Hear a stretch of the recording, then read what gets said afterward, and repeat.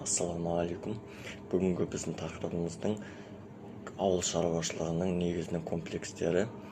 Бұл Қазақстан Республикасының жер көлемінің көптеген негізінен бүкіл жер шарында 2/3-ісі белгілі бір судың жетпеуінен қорылады, немесе слишком көп болуынан зардап шегеді, және де оны белгілі бір мелиорациялау үшін оны немесе құрғақ болған жерлерді қайтадан қалпына келтіру, немесе көп су толып кеткен жерлерді оларды наоборот керісінше суын азайту мәселелерін шешу бойынша көптеген үлкен жұмыстар жүргізілуде. Бірақ оған бөлінетін ақшаның негізінен бюджеттен алынғанымен, бірақ көптеген негізінен құрылысқа кетеді, немесе басқа да ағаш өңдеу машина саласына кеткеннен де әлде қайда жоғары күш және де ақша жұмсалады.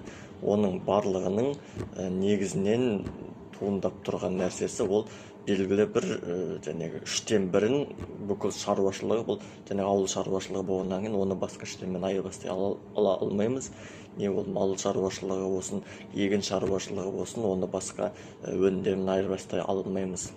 Сондықтан бұл саланың белгілі бір өрісі өте жоғары, деңгейі басқа өте бөлек. Және де оның белгілі бір салалары, ол шөлейтті болсын, немесе су көп жерлер болсын, белгілі бір сулармен толықтыру үшін, мысалы 1988 жылдары 42 мыңнан астам жұмысшы осы салада істеген. Ол жәнегі ауыл шаруашылығының комплексі болып құрылғаннан кейін оның негізінен мысалы 479 миллиард сомаға жетеді. Ол жәнегі Қазақстан шаруашылығының 1/3 деп айтса да болады.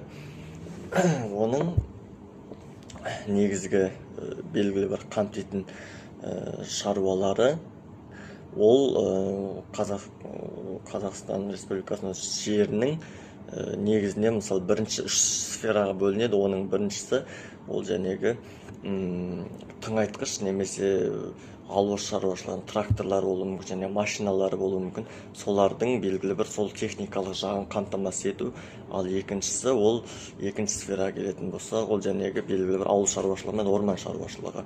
Ол жәнегі 45%-ды қамтыса, ал біріншісі жәнегі техника ол 15% ғана қамтиды.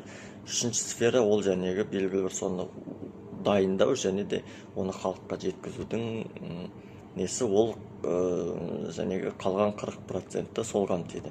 Сонымен 100% болғаннан кейін оны қайтадан өңдеп жәнегі